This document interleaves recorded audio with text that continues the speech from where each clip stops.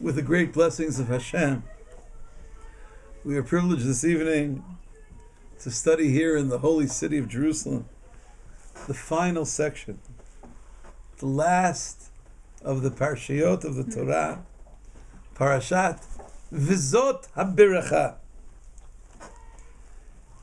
In the fourth sentence of our parasha, we read a verse which is very, very well known in many Jewish communities.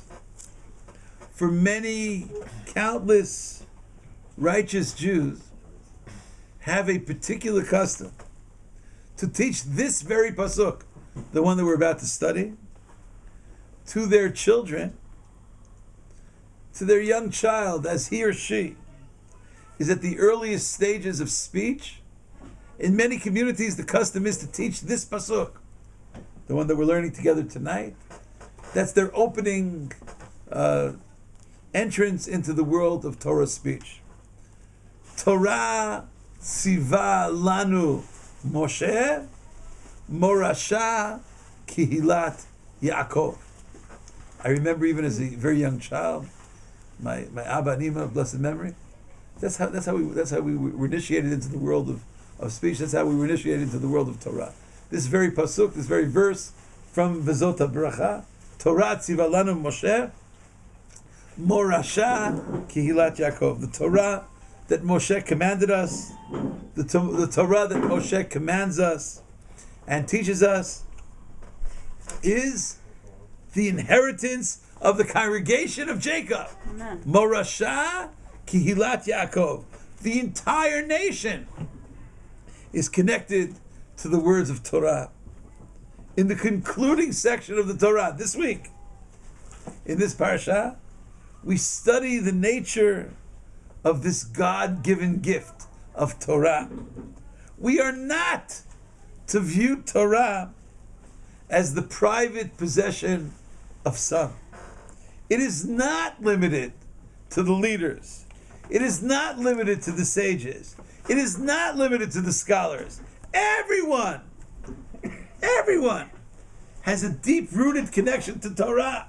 Morasha kihilat Yaakov. The congregation of Jacob, the entire congregation and community has been given this priceless heirloom. Note that the text uses the term Morasha Kihilat Yaakov rather than Morasha Kihilat Yisrael. What's the difference? Kihilat Yaakov.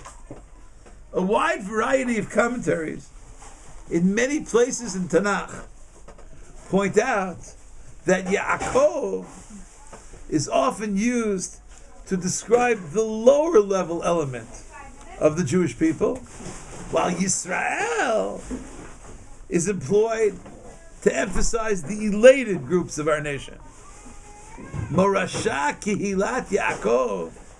If that is so, our text may be teaching us that the Torah is an inheritance not merely to Kihilat Yisrael, not Morasha Kihilat Yisrael, not merely to those who are on the advanced levels of Yisrael, but even Morasha Kihilat Yaakov. The Yaakov term, connected to the term in Hebrew for the heel, Akev, one of the lowest parts of our bodies. Yaakov, they too. Morasha Kihilat Yaakov. The Torah is the possession of all, even Kihilat Yaakov. Parashat V'zot HaBracha is always read on the holiday of Simchat Torah, in celebration of the completion of the annual public readings of the Pentateuch, the Chumash, the 5 books of Moses. There's a fascinating custom in most congregations on this holiday of Simchat Torah, on the day of the reading of our parasha of V'zot HaBracha. The prevailing custom is that every single man in the congregation, everybody in the synagogue, every single one of them is called up to the Torah for something called the spiritual elevation and aliyah. This is never done only on the reading of V'zot HaBracha. On Mondays and Thursdays, 3 men are called up to the Torah. On the beginning of a new moon, on Rosh Chodesh, Chol HaMoed, the intermediate days, 4 men are called up. On the holidays, Rosh Hashanah, Pesach, Shavuot, Sukkot, 5 are called up to the Torah. Yom Kippur, 6 are called up to the Torah. Shabbat, 7 are called up to the Torah. But on Simchat Torah, who was called up to the Torah? Everybody's called up to the Torah. Every man is called up to the Torah. And when I witnessed the scene, this great scene, each and every Simchat Torah, if you've never seen it, I'd like to recommend that you make your way to the closest Beit HaKnesset on Simchat Torah for a memorable sight to behold. I somehow feel when I see this on Simchat Torah that this practice is connected to our text of study. Morasha Kihilat Yaakov. How do we demonstrate that everybody's connected to Torah? How do we demonstrate that it's an inheritance of the entire people? You know how we do it? Everybody in the congregation, all of the men in the congregation. You have a section in Torah, you get called up to the Torah, you get called up to the Torah, you get called up to the Torah. We demonstrate that the Torah is the possession of the entire congregation of Jacob by seeing to it that the entire male congregation is honored with reciting their blessings in the section of the Torah. I've been in shuls, I've been in synagogues where they have multitude public Torah reading rooms on Simchat Torah in order to accommodate the thousands, tens of thousands, hundreds of thousands, Bezrat Hashem, millions who are called up to the Torah in the spirit of Torah Tziva Lanu Moshe, Morasha Kihilat Yaakov. Additionally, there is one word in our pasuk of study which requires elucidation. Torah Tziva Lanu Moshe, the Torah that Moshe taught us, commanded us. Morasha Kihilat Yaakov. It is the inheritance of the congregation of Jacob. What is the meaning of the word Morasha? What's the difference in Hebrew, in biblical Hebrew, between Morasha and the more familiar word for inheritance? Anybody? Using the same kind of root? Yerusha. What is a Morasha? Yerusha. It's used many times. Yerusha. What's the difference between Morasha and Yerusha? The more commonly used Yerusha is substituted only twice in the Chumash, only twice in the 5 books, with the word Morasha. In our discussion of Torah, and in the discussion regarding Eretz Yisrael in the 6th chapter of the book of Exodus. Only in those 2 places do we find the word Morasha. Rabbi Monk suggests that the term Morasha implies a permanent, a continual possession, but not only that, but a legal and an inalienable right, maybe to Eretz Yisrael, to Torah.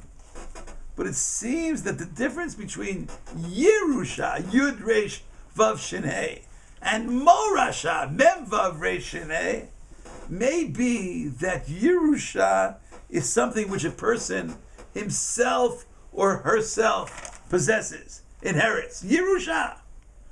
Hu Yoresh, He Yoreshet. Singular. It's something that the person does themselves. But it does not necessarily imply that you take that which you have inherited and pass it on. Lahorish, Morish, is a term that's used in our text. And in Exodus 6, verse 8, speaking of the land of Israel, as a Morasha. In both cases, the notion seems to be that we are to possess it. We're supposed to take Eretz Yisrael. We're supposed to take the Torah. But it's not just for us. We're supposed to excite the next generation. We're supposed to excite our children with Torah. We're supposed to excite our children with Eretz Yisrael. Not Yerusha. Okay, I inherited it. What are you doing with this Yerusha? You have to pass it on. The notion seems to be that morasha, we are to possess it, but we are also charged with bequeathing this possession to future generations as well. V'natati ota lachem morasha, Eretz Yisrael. I will give it to you. I will give you Eretz Yisrael as a morasha, inheritance. In the language of Midrash Sechel Tov, morasha shetorishuha livnechem. Give it to your children. Pass it on to your children. Transmit the excitement of Eretz Yisrael. Not just to yourself, to your children, to your grandchildren, to your great-grandchildren.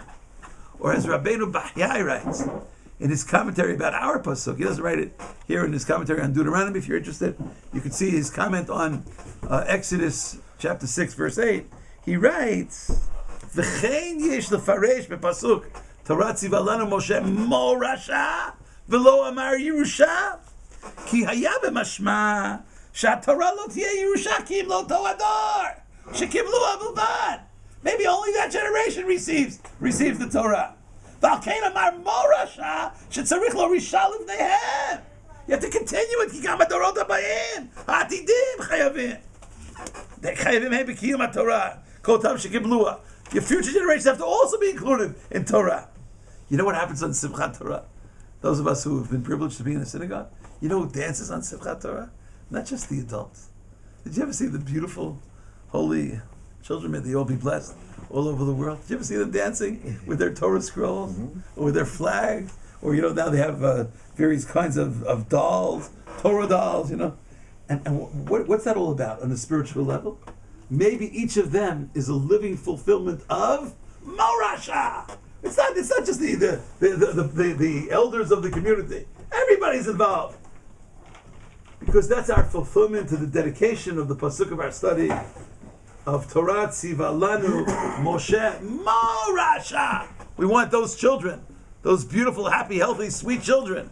May they increase and may they be blessed. We want all of them to dance with the Torah because it's theirs as much as it's ours. Torah tziva lanu Moshe morasha Kehilat Yaakov. Chag Sameach. Tizku l'shanim rabot. Ne'imot v'tovot. Thank you so much for listening. Shalom.